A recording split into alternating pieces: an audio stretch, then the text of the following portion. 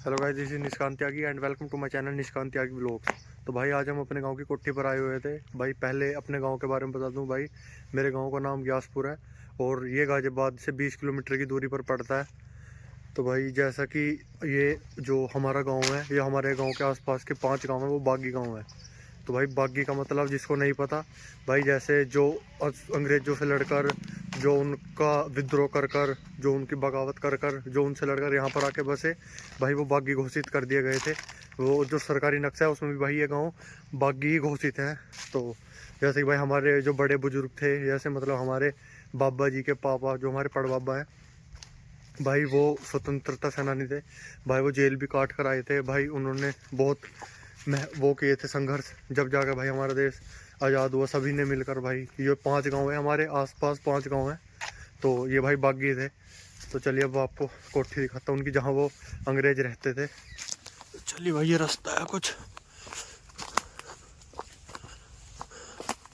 अब तो भाई इसकी बाउंड्री होकर जो ये पेड़ है, ये भाई उनके टाइम की, एक तो वन हो गया यहाँ पर। पेड़ जब कोई रहता नहीं, जिस देखभाल नहीं होती, तो अब तो ये हो गया, वरना कम से कम भाई यहाँ पर इतने पेड़ है पुराने, ये सब पुराने पेड़ है उनके टाइम के, जो उनके लगाए हुए थे। तो चलिए भाई आपको दिखाता हूँ अंदर से। ये रहा भाई, यहाँ पे उनके घोड़े वगैरह बंधते थे। इसमें घोड़े वगैरह बंध के वे सब इसमें रहते थे भाई। ये रहे, यहाँ पर उनके घोड़े बंधते थे। अब तो भाई इतनी जगह झुंड हो गया, इसमें कुछ दिखाई भी नहीं देता।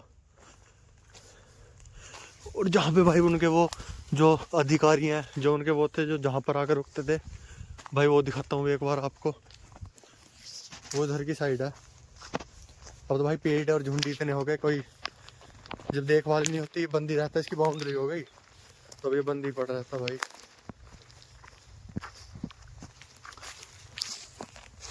ये जगह भाई जहाँ पे आके रुकते थे।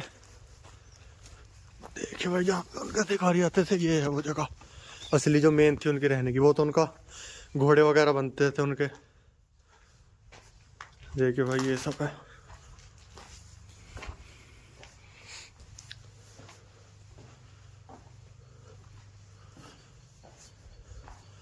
और भाई ये चिमनी है, मतलब जहाँ पर ठंडे सर्दियों के टाइम पे जो हाथ वाथ तापा करते थे या सेकते थे, वो ये जगह है वो। तो भाई जैसे कि आप सभी को उसके बारे में बताऊं, भाई अब से कब्र तकरीबन भाई 200 साल तक इन्होंने राज किया। हमारे देश गुलाम रहा था इनका।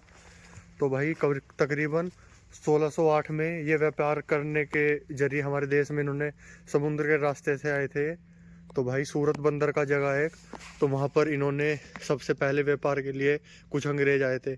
तो भाई जैसे जैसे धीरे, मकसद तो इनका यही था कि भारत से ज़्यादा लूटपाट करने की। तो जैसे जैसे धीरे इन्होंने हम लोगों को परखा कि यहाँ पर तो लोग आपस में एक दूसरे से चिढ़ते हैं, किसी की बनती नहीं। तो फिर धीरे धीरे इन्होंने उस चीज़ का फ़ायदा उठाया और धीरे धीरे राज्य पर कब्जा करते चले गए। और इसी प्रकार पूरे हिंदुस्तान पर इन्होंने अपना कब्जा कर लिया था। और तकरीबन 48 ट्रिलियन डॉलर की संपत्ति ये लूट कर ले गए थे। और 9.8 ट्रिलियन पाउंड सोना कम से कम ले गए थे। अगर उसको आज के समय में जोड़ा जाए, जो ब्रिटिश की इनकी वो है, इंग्लैंड की जीडीपी, उससे तकरीबन 15 से 20 गुना ज़्यादा। तो अगर वो चाहकर भी हमको इसे लौटा नहीं सकते हमारा पैसा। तो भाई ये तो सब, भाई हमारे देश को सोने की चिड़िया भी कहा जाता था, इतना सोना था। तो सब लूट कर ले गए थे वो। तो उसके बाद भाई जैसे हमारे महापुरुष, जैसे भगत सिंह, चंद्रशेखर आज़ाद, महात्मा गांधी जैसे महापुरुषों ने भाई, महात्मा गांधी ने डांडी मार्च भी निकाला था इसके प्रदर्शन में। और उनके बलिदान से और उनके संघर्ष से जैसे हम आज़ाद हो पाए। और 1900 भाई 1608 से इन्होंने व्यापार से धीरे धीरे बढ़ने लगे थे। तो 1765 से और 1900 तक कम से कम 200-250 साल इन्होंने गुलाम बनाए रखा था। और ये उसके दौरान की ये जबी की बनाई हुई कोठी है उनकी, इसमें आकर वो विश्राम करते थे। उनके अधिकारी घोड़े वगैरह बनते थे। और जो भाई जैसे हमारे गांव में जैसे हमारी ज़मीन न थी, उन पर हमसे ही उसकी बुआई करवाते थे। और जो उनको नहीं देते थे, उनका विरोध करते थे, तो उनको मार पीट के, यहाँ पर एक जगह थी उस पर लटका कर, उधर है भाई वो, उधर ज़्यादा झुंड है, वहाँ पर नहीं जा सकता। तो वहाँ पर बांध कर डंडों से पीटते थे, अत्याचार करते थे। हाथों में वो कांच जो होता है, कांच गाड़ देते थे शरीर में।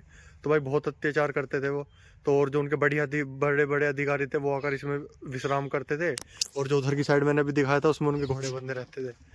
तो भाई बहुत अत्याचार सहे हैं देश ने, और अपनों की कमी से सहे हैं।